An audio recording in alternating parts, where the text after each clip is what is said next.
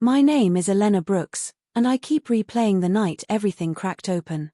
I was standing in Harper's kitchen, holding a chipped mug, when she said the sentence that still haunts me.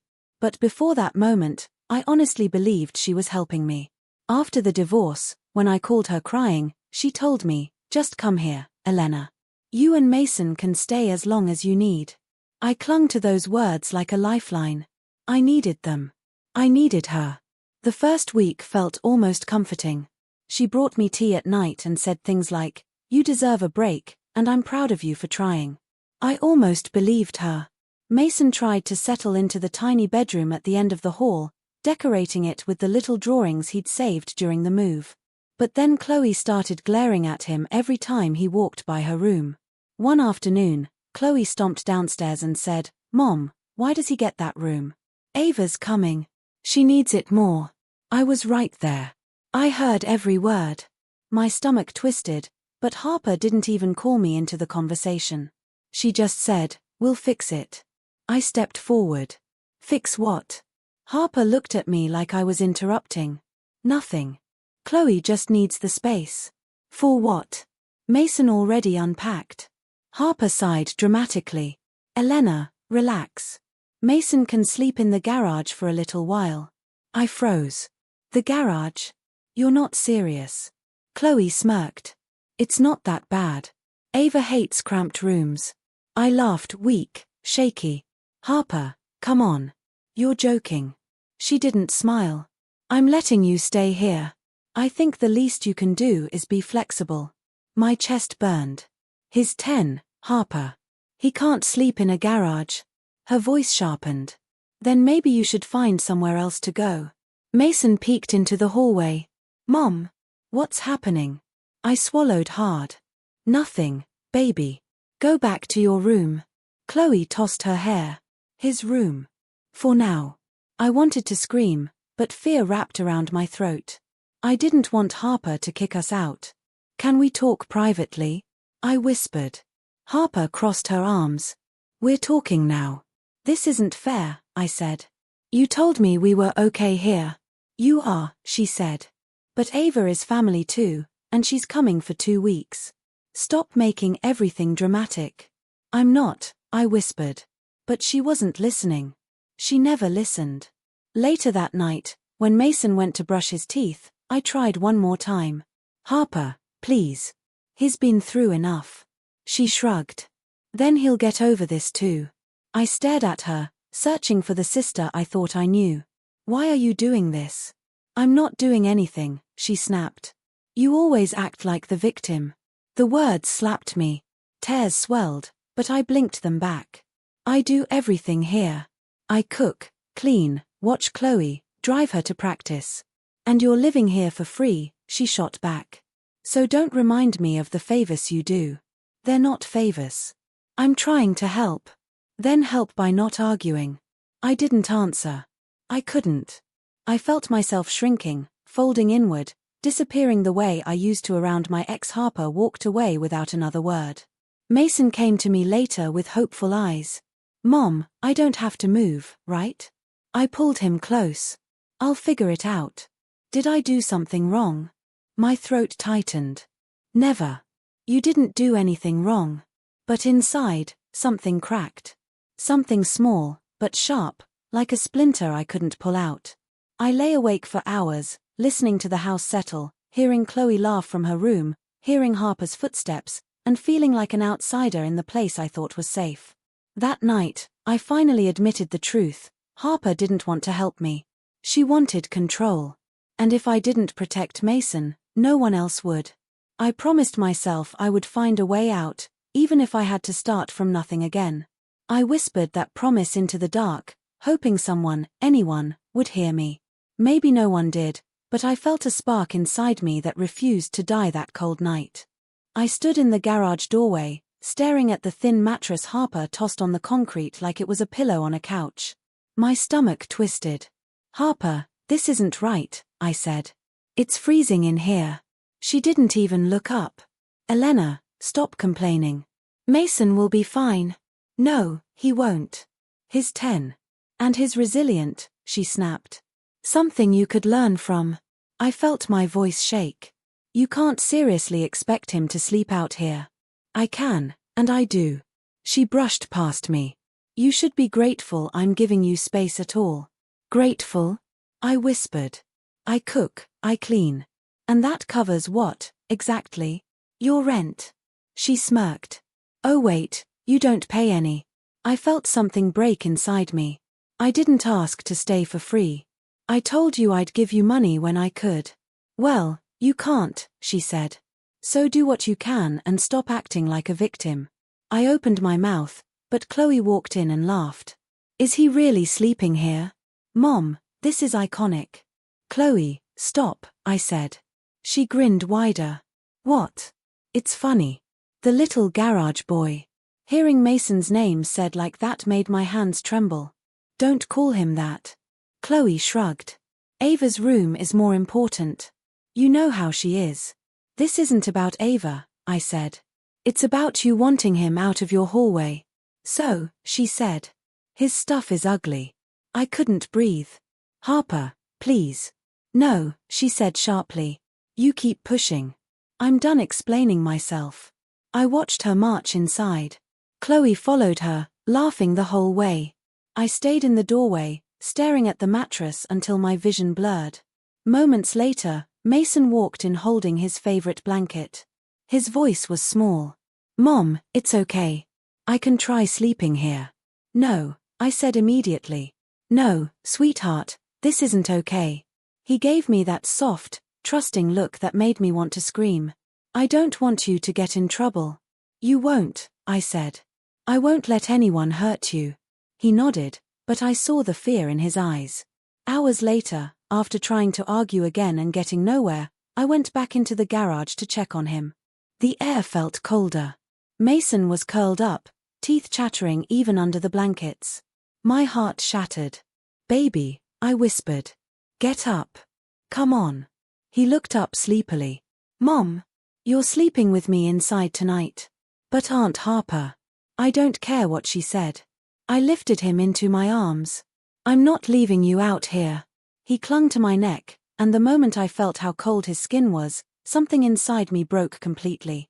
Not cracked, shattered. Back in the tiny corner of the living room we'd claimed, he finally warmed up under extra blankets. When he fell asleep, I covered my mouth to keep my sobs quiet. Tears fell fast, burning my skin. Images flashed through my mind, my ex-husband yelling, calling me dramatic, telling me I overreacted. My mother saying, Elena, stop being sensitive. My father saying, just keep the peace. Every time I stayed quiet to survive. Every time I let someone decide my worth. I thought I'd escaped all that. I was wrong. Harper walked in and saw me crying. She rolled her eyes. What now? I wiped my face. He was freezing. You didn't even check. He's fine, she said. You're the one having a meltdown. Stop calling it that. Then stop acting like it. I stared at her. Why are you doing this? What did I ever do to you? She sighed loudly. I'm not doing anything. You're just ungrateful. My chest tightened. I'm tired of you saying that. Then maybe you should stop relying on me, she snapped. You bring your problems into my house and then blame me when things get uncomfortable. I looked at her like she was a stranger. You told me to come here. And now you're abusing my kindness. I almost laughed, but it came out broken. Kindness? You kicked my son into the garage. She shrugged. It's temporary. It doesn't matter, I whispered. It's wrong. Everything is wrong to you, she said before walking away. When she disappeared down the hall, I felt something inside me turn cold too, but not like the garage. This cold was sharp. Clear. A warning bell I hadn't felt in years. The next morning, I heard Mason dragging his blankets outside again. I rushed to the porch.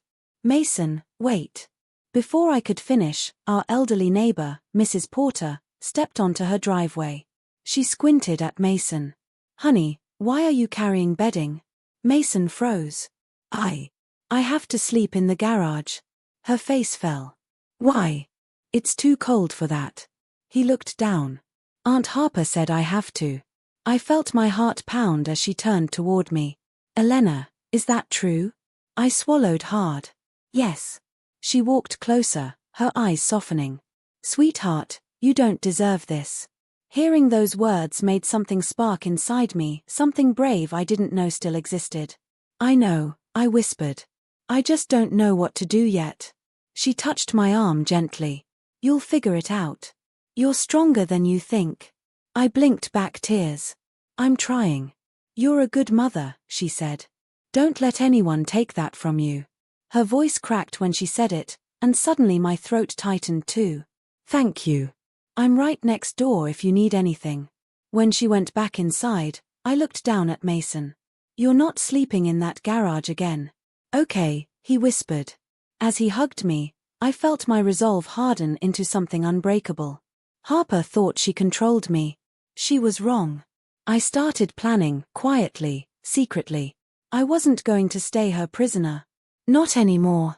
The moment Harper slapped Mason's hand away from the fridge and said, "You don't touch my food without permission," something in me finally snapped. I stepped closer. He's not a guest. He lives here. She rolled her eyes. Don't start, Elena.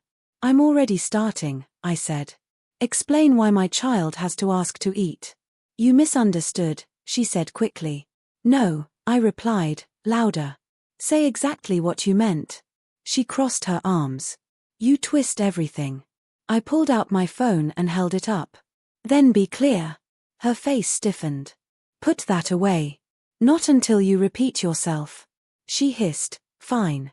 If he wants food, he asks first. Great, I said, tapping record.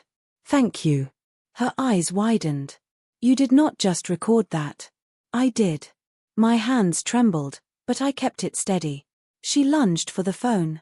Delete it. I stepped back. No. You're insane, she snapped. And you're cruel, I said. We're done pretending. Chloe walked in. Mom. What's happening? Your aunt is acting crazy, Harper said. I turned the phone toward her. Say it again. Chloe blinked. Wait, what did she say? Ask your mom, I answered. Harper shouted, stop twisting things. I hit send. The video went straight into the family group chat. Within seconds, my phone started vibrating non-stop. Then I heard a pounding on the front door. Mark's voice cut through the house. Harper, open the door. Harper went pale. Oh God. Mark burst inside. Where's Chloe? Chloe stepped forward cautiously. Dad. He glared at Harper. I saw the video. Pack your stuff. You can't take her. Harper screamed. I'm her father, he said. And I'm done watching you bully everyone. Chloe whispered, Mom, this is bad. My parents arrived next, both of them furious. My mom looked at Harper and said, how could you treat your own nephew like that? My dad pointed at me. Elena, get Mason. You're leaving. Harper grabbed my arm. You can't just walk out. Yes, I can, I said, pulling away. Mrs. Porter stepped onto the porch and called out gently, Elena? I turned to her. I'm here. My friend runs a women's support home, she said. She has a place for you and Mason, if you want it. I felt my eyes sting. You do that for us? Of course, she said softly. You deserve safety. Harper shrieked, mind your business. Mrs. Porter lifted her chin. Hurting children makes it everyone's business. My mom nodded. Elena, pack your things. Harper suddenly burst into tears. Please. Don't go. I didn't mean anything I said. I stared at her shaking shoulders. You meant all of it. We can fix this, she pleaded. No, I whispered. You just lost control. That's why you're crying. I took Mason's hand. He looked up at me. Are we finally leaving? Yes, baby, I said. We're done here. As we walked out, the air felt lighter than it had in years. Mason whispered, Mom. I feel safe. So do I said. And for the first time, I meant it. I was unpacking boxes in my tiny new apartment when Mrs. Porter knocked and said, Have you heard the latest about Harper? I sighed. No. What now? She lost 3 close friends, she said. They saw the video. They want nothing to do with her. I rubbed my forehead. I didn't want to destroy her life. You didn't, she said. She did that herself. Later that night, Chloe called me. Her voice sounded small. Mom keeps trying to talk to me, she said. I don't want to talk to her. Why not? I asked gently. She won't admit she was wrong, Chloe whispered. She keeps blaming everyone else. Dad says I don't have to go back. You don't, I told her. You deserve better too. A few days later, Ava's mother texted me out of nowhere. We're cancelling the visit. We're disappointed in Harper. I stared at the message for a long moment before replying simply, I understand. Mason peeked into the living room. Mom, are you okay? I smiled. Yeah. Just thinking. He sat beside me. Do you miss Aunt Harper? I shook my head. I miss the sister I thought she was. He leaned on me. I like it here better. Me too, I said. How was school? I made 2 friends, he said proudly. And my teacher said I'm funny. Hearing that made something in my chest lift. You are funny, I said. And brave. He grinned. You're brave too. That night, as we ate dinner together at our tiny thrift table, I whispered, we really did it, Mason. He nodded. We're safe now. Later, while folding laundry, I felt tears rise. But they didn't burn the way they used to. They felt soft. Gentle.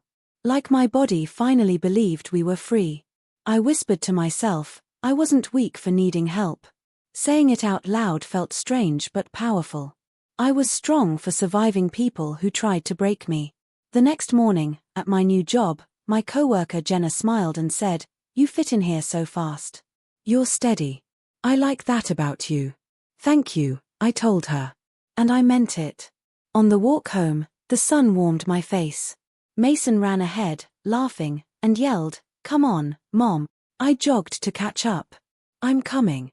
As he grabbed my hand, I felt something shift inside me again, something bright. My story didn't end in that garage, I said softly. Mason looked up. What did you say?